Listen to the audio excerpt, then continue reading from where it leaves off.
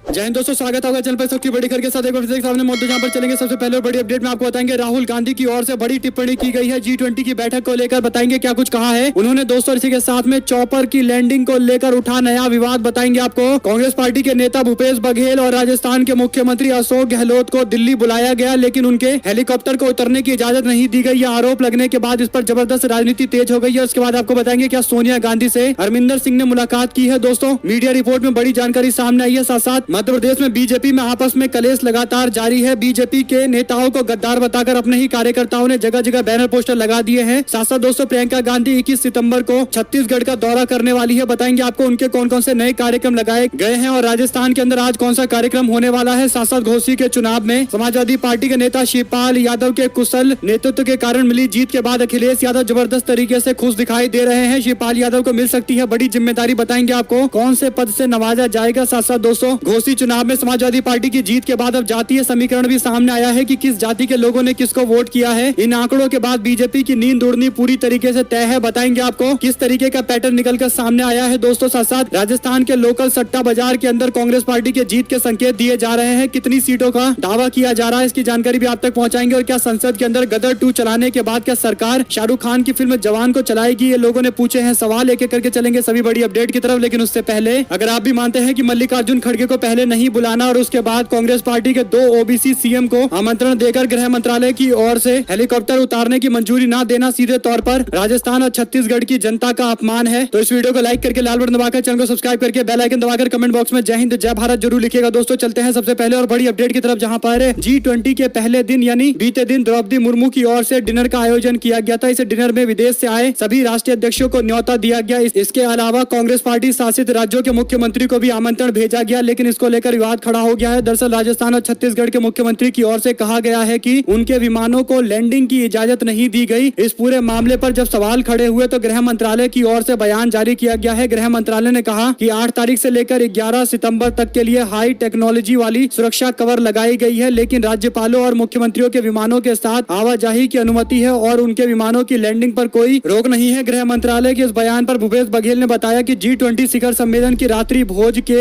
आमंत्रण के कारण वो दिल्ली जाना चाहते थे, लेकिन दिल्ली और उसके आसपास के हवाई इलाकों के अंदर प्रतिबंध लगा दिया गया है। उनके विमान को लैंडिंग की अनुमति नहीं दी गई। भूपेश बघेल ने बताया कि जब वो नो फ्लाइंग जोन हो गया है तो हम लोग कैसे जा पाएंगे। राजस्थान के मुख्यमंत्री की ओर से भी यही दावा किया गया है। दरअसल दोस्तों दोनों मुख्यमंत्री की ओर से दिल्ली की सरकार को कम्युनिकेट किया गया होगा और वहां से मना कर दिया गया होगा, और यही बड़ा कारण है कि दोनों मुख्यमंत्रियों ने एक ही तरीके की शिकायत की है। आप लोग की जो भी राय हो लिखकर जरूर बताएगा। क्या ये मुख्यमंत्रियों का अपमान नहीं है कि उनको इन्विटेशन देकर उनके विमान को उतारने की इजाजत नहीं दी गई है। साथ साथ दोस्तों नई दिल्ली में चल रहे देश के G20 के बैठक को लेकर राहुल गांधी ने टिप्पणी की है। उन्होंने प्रधानमंत्री मोदी और बीजेपी पर निशाना साधा है। दरअसल कांग्रेस पार्टी की ओर से एक तस्वीर शेयर की गई है जिसमें गरीबों की बस्ती को छुपाने के लिए बड़े बड़े पर्दे लगाए गए हैं। कांग्रेस पार्टी ने लिखा कि why cover up poor people, क्यों गरीब लोगों को छुपाया जा रहा है। जयराम रमेश की ओर से भी सवाल उठाए गए हैं इंतजाम को लेकर। राहुल गांधी ने भी ट्वीट करते हुए कहा कि केंद्र सरकार G20 के दौरान गरीबों और जानवरों को छुपा रही है। यानी दोस्तों कुछ वीडियो सामने आए थे जिसमें आवारा पशुओं के साथ भी दुर्व्यवहार किया जाता, उनको जबरदस्ती पकड़कर गाड़ियों में डाले जा रहे थे, यानी अमानवीय कृत्य देखने को मिल रहा था। इन्हीं पर सवाल उठाते हुए राहुल गांधी ने मुद्दा बनाया है। साथ साथ दोस्तों G20 की बैठक के दौरान कई सारी पार्टनरशिप को लेकर चर्चाएं चल रही है। कांग्रेस पार्टी ने इस पर ट्वीट करते हुए प्रधानमंत्री मोदी और अडानी की तस्वीर शेयर करते हुए लिखा कि वन नेशन पार्टनरशिप, देश के अंदर एक पार्टनरशिप है और वो पार्टनरशिप है मोडानी का। साथ साथ मध्य प्रदेश के अंदर बीजेपी के नेता ज्योतिरादित्य सिंधिया के साथ कृषि मंत्री नरेंद्र सिंह तोमर और VD शर्मा जनता का संबोधन करने के लिए जन आशीर्वाद यात्रा निकाल रहे थे और इस दौरान उनकी यात्रा का विरोध किया गया है। काले झंडे लगाकर कई सारे लोग सड़कों पर दिखाई दिए। काला झंडा दिखाते हुए इन नेताओं का ऐसे विरोध किया गया कि इन्होंने अपनी गाड़ियों को तेज करते हुए काफिले को आगे जल्दी से बढ़ा लिया। मध्य प्रदेश कांग्रेस की ओर से वीडियो शेयर करते लिखा गया कि बीजेपी की फर्जी यात्रा का विरोध जारी है। अम्बाह में बीजेपी की फर्जी यात्रा में ज्योतिरादित्य सिंधिया, नरेंद्र सिंह तोमर और VD शर्मा को जनता ने काले झंडे दिखाकर विरोध किया है। बीजेपी हार रही है, जनता नकार रही है। साथ साथ मध्य प्रदेश के अंदर भारतीय जनता पार्टी के अपने नेताओं ने ही अपने घोषित उम्मीदवार के खिलाफ मोर्चा खोल रखा है। जगह जगह बैनर पोस्टर लगाते हुए गद्दार बताते हुए लिखा है कि भाजपा का गद्दार नहीं स्वीकार, महेश्वर की यही पुकार, नहीं चलेगा यह गद्दार, महेश्वर का होगा उद्धार, तब